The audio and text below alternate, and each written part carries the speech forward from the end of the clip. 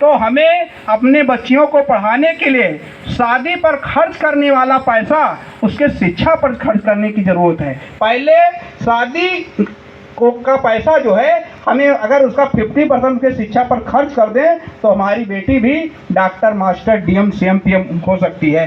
तो शिक्षा में वो ताकत है कि जो सभी बंद दरवाज़ों को खोलती है। शिक्षा आपकी गरीबी दूर कर देगी, शिक्षा आपका मान सम्मान बढ़ा देगी, शिक्षा आपकी गैर बराबरी दूर कर दी, शिक्षा आपका जो है रोग बीमारी दूर कर देता है।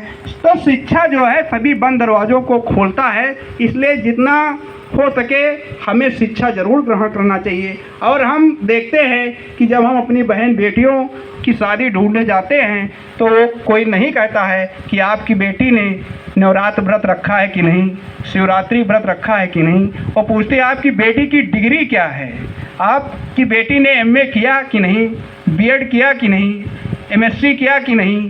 तो हमें जितना कोशिश हो सके हमें अपने बेटियों को ज़्यादा से ज़्यादा पढ़ाने की ज़रूरत है। और जो है हमें जितना भी हमें ढोंग पाखंड करते हैं उस ढोंग पाखंड से हमें दूर रहने की ज़रूरत है।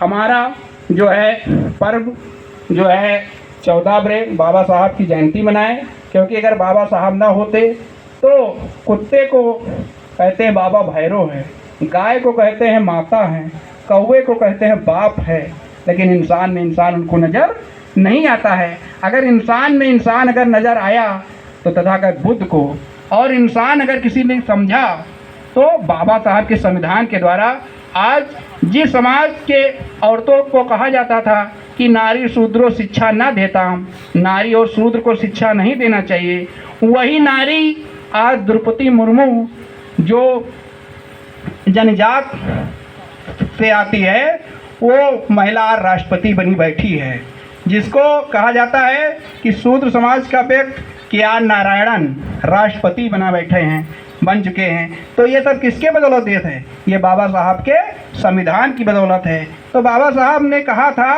कि मुझे पूजने की ज़रूरत नहीं है, मुझे पढ़ने की ज़रूरत है। मैं मूर्तियों में नहीं हूँ, मैं किताबों में हूँ। तो इसलिए बाबा साहब को आपको पढ़ने की ज़रूरत है। जो भी हमारे साथी पढ़े लिखे हैं वो बाबा साहब के विचारों को आगे बढ़ाएं। मैं पुनः सभी साथियों को बहुत बहुत धन्यवाद।